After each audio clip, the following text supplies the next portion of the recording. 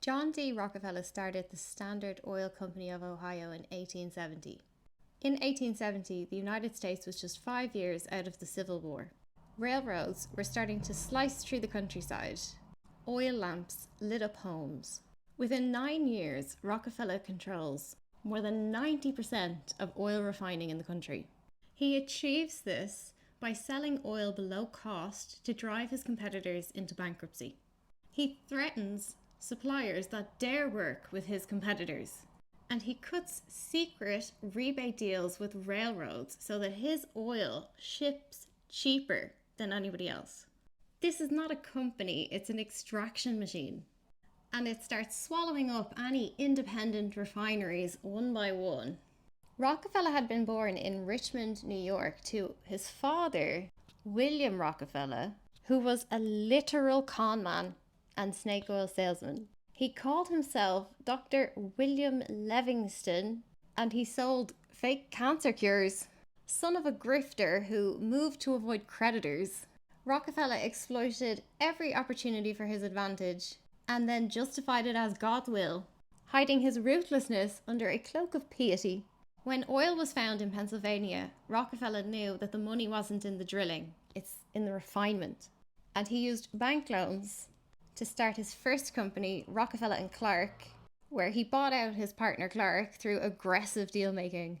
Rockefeller's mantra was, cut out the middlemen, cut out the competition. He would sell cheap to undercut competitors and then wait for them to go bankrupt so that he could buy them out. In 1872 alone, he absorbed 22 of 26 of Cleveland's refineries, and it is known as the Cleveland Massacre. This is not efficiency or good business practice, it is market strangulation and monopoly. Then, in 1882, he creates a trust and he centralizes control of all 40 of his companies under 9 trustees, all loyalists to Rockefeller. He issues trust certificates to shareholders, and all decisions are made in secret by these 9 trustees. The design of this trust is deliberate to make it impossible for regulators or journalists to see the real concentration of power. This is a legal invention and becomes the blueprint for future monopolies. Rockefeller and his allies funded political campaigns, lobbied Congress, and made friends with judges.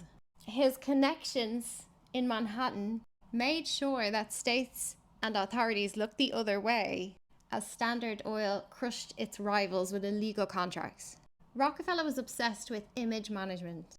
He claimed his wealth came from efficiency and discipline, and he constantly advocated in the press that monopolies were a blessing to customers. He used religion as moral cover, publicly donating to the Baptist Church from his first paycheck, and framing his fortune as a sign of his divine savior. He was pathologically secret, and he ran from interview and court. He saw himself as indispensable, believing that the entire oil industry wouldn't exist without his brilliance. In 1911, the Supreme Court finally rules that Standard Oil is a monopoly, and although it is broken up into 34 separate companies, he still owns majority share in every single one of them. And then shares in these baby standards skyrocket. His personal wealth doubles after the Supreme Court breaks up the monopoly. He died in 1937 worth $346 billion. He's still the richest man in history. Not Elon, yet.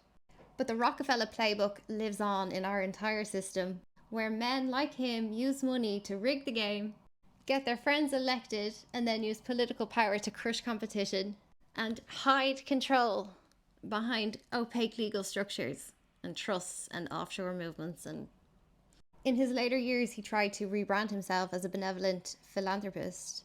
But the harm that's been caused by the Rockefeller Foundation is deep, systemic, and long-term.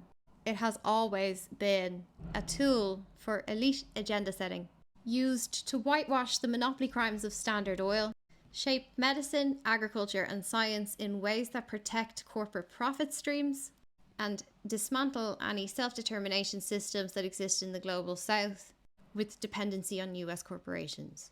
Maybe instead of glorifying a billionaire, We should be dismantling the legitimacy of robber baron controlled policy making.